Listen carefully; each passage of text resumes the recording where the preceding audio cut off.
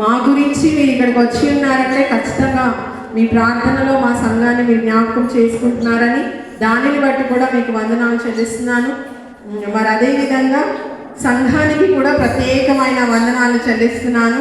మరి మందిరం కట్టబడే విషయం అనేది అది లోకపరంగా ఇల్లు కట్టి చూడు అని సామెత అంటారు కదా, అది చాలా శ్రమైనది అనేది ఆ సామెత వచ్చింది అన్నట్లుగా, అలాగే మనం ఈ గ్రామంలో దేవునికి ఒక మందిరమును సమకూర్చుకొని అక్కడ సంఘముగా కలిసి ఆయనను ఆరాధించగలిగే ధన్యతను పొందుకొనగలిగే కృపము సంఘ ప్రార్థన వలన జరిగినది అని ఖచ్చితంగా సంఘాన్ని దానిని బట్టి ప్రత్యేకమైన వందనాలు తెలియజేస్తూ ఈ ప్రార్థనలో మన సంఘం గురించి ప్రతిరోజు జ్ఞాపకం చేసుకునండి. ఇంతవరకు మనం ఏం ప్రార్థన చేశామంటే మందిరం కట్టబడాలి అని. ఇక మన ప్రార్థన ఏమై ఉండాలంటే ఈ మందిరము ఇప్పుడే గ్రీటింగ్స్ చెప్పిన వారు కానీ వాక్యం చెప్పిన సేవకులు కానీ మనల్ని బలపరిచింది ఏంటంటే మన నెక్స్ట్ పని ఏంటో మనకు గుర్తు చేశారు. సో దాని గురించి మీరు ప్రత్యేకంగా ప్రార్థనలో పెట్టాలి అని ఒక మనవి తెలియచేస్తూ, మరి అదేవిధంగా గుంటూరు నుంచి వచ్చి మదిపాలెం నుంచి వచ్చి ఇంకా హైదరాబాద్ చందానగర్ ఎగ్జాక్ట్ లొకేషన్ చెప్పకపోతే నన్ను క్షమించండి. అంత దూరం నుంచి వచ్చి చాలా సమయం తీసుకొని మరి చర్చ్ని డెకరేట్ చేయడంలో కానీ దీని కొరకు కావాల్సినవన్నీ సమకూర్చడంలో కానీ బెంగళూరు నుంచి వచ్చిన ప్రియ సహోదరుడు, మరి వీరందరినీ దేవుడు నిండుగా దీవించాలని నిజంగా మనం సాక్ష్యం కూడా విన్నాము. దేవుని సన్నిధిలో చేసే ప్రతి పరిచర్యని ఆయన జ్ఞాపకం చేసుకొని ఆశీర్వదించే దేవుడై ఉన్నాడని. నిజంగా మన దేవుడు మనని ఆశీర్వదించే దేవుడై ఉన్నాడు. అందుని బట్టి ప్రతి ఒక్కరికి వందనాలు తెలియజేస్తూ, మరీ ముఖ్యంగా ఇంతసేపు ఓపికతో కూర్చొని నెక్స్ట్ ఎప్పుడు మనము ఫుడ్కి వెళ్తాము అని ఎదురు చూస్తూ ఉన్నాం. ఆ ఫుడ్ని మన కొరకు ప్రిపేర్ చేసిన లక్ష్మమ్మ గారికి, తనకి సహకరించిన టీం అంతటికి ప్రత్యేకమైన వందనాలు తెలియజేస్తున్నాను. మరి దానికి కావాల్సిన సమస్తాన్ని సమకూర్చిన పాస్టమ్మ గారికి మా సంఘపక్షమున నిండైన వందనాలు తెలియజేస్తూ, ఇంకెవరినైనా మర్చిపోయి ఉంటే క్షమించండి. మరి ఒకసారి మరి మా కొరకు గ్రీటింగ్స్ని అందించిన మా పెద్ద మామయ్య గారి కుటుంబానికి ప్రత్యేకమైన వందనాలు.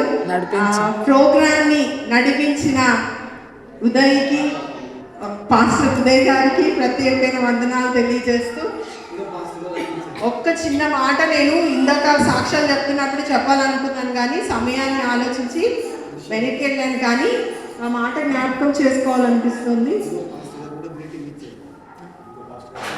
ఏంటంటే ఈ గ్రామంలో ప్రతి ఒక్కరూ అంటే వారి సొంత గృహాలు ఉండొచ్చు, రెంట్కి ఉండొచ్చు, కానీ సంఘంలో ఉన్న వాళ్ళ గురించి సేవకుడి కుటుంబంగా మేము వెళ్ళిన ఒక చిన్న సిచ్యుయేషన్ని జ్ఞాపకం చేశారు దేవుడు. ఏంటంటే నేను ఇక్కడ 2009 నుంచి అంటే నా చదువు ముగించిన తర్వాత దగ్గర 10 సంవత్సరాలు నేను ఇక్కడ వనపర్తి కాలేజ్లో పనిచేశాను.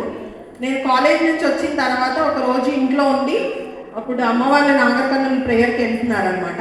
నేను అప్పుడే కాలేజ్ నుంచి వచ్చాను కాబట్టి నేను ప్రేయర్కి రాలేనని ఇంట్లో ఉన్నాను. నన్ను ఇంట్లో లోపల లాక్ చేసి వెళ్ళారనమాట, నేను రెస్ట్ తీసుకుంటున్నానని.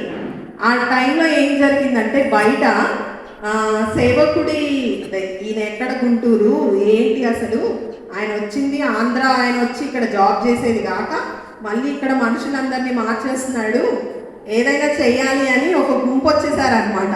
నేను లోపల నుండి ఎంత భయపడతా ఉన్నానంటే వాళ్ళు తాళం వేసి ఉండడం చూసి కూడా వాళ్ళు ఏమంటున్నారంటే తాళం పగలగొట్టి లోపలికి వెళ్ళి మొత్తం అన్ని డిస్ట్రాయ్ చేసి వెళ్ళిపోదాము అని అనుకుంటున్నారు.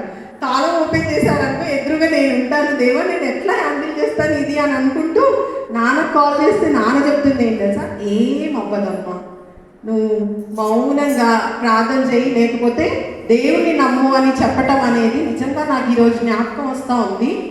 ఎందుకు ఆ మాట జ్ఞాపకం చేసుకుంటున్నానంటే, మనం అసలు ఎవరినో చూసి లేకపోతే ఎవరి దగ్గరకు వెళ్ళి మనము గగ్గోలు పెట్టాల్సిన అవసరం లేదు. మౌనంగా మనం దేవుని దగ్గర విశ్వాసాన్ని కనపరిస్తే అసలు ఒక 2 నిమిషాలకే ఆ అల్లరి చేసిన వాళ్ళంతా అక్కడ నుంచి వెళ్ళిపోయారనమాట.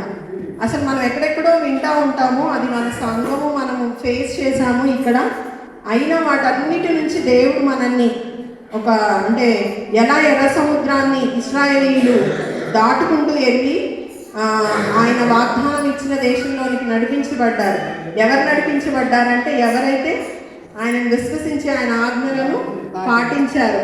కాబట్టి మనం కూడా ఆ విధంగా ఆయన రాజ్యంలోకి చేరాలి అని మరి ఈ సమయంలో నిజంగా విశ్వాసం అందు మనల్ని బలపరిచే కాపరిని దేవుడు మన కొరకు ఇచ్చినందుకు ప్రత్యేకంగా కాపరిని బట్టి కూడా దేవునికి వందనాలు చెల్లిస్తూ మరి తన భారం మన సంఘం ఏడలో ఉన్నది అని గుర్తించి ఒక తండ్రిగా ఒక కాపరిగా తన కొరకు తన కుటుంబం కొరకు ప్రార్థించాలని మనవి చేస్తూ ఈ సమయాన్ని నాకు ఇచ్చినందుకు మీకు ప్రత్యేకమైన వందనాలు తెలియజేస్తున్నాను. Thank you sister. దేవుని యొక్క కృపను బట్టి మనం ఆఖరికి వచ్చేసాము.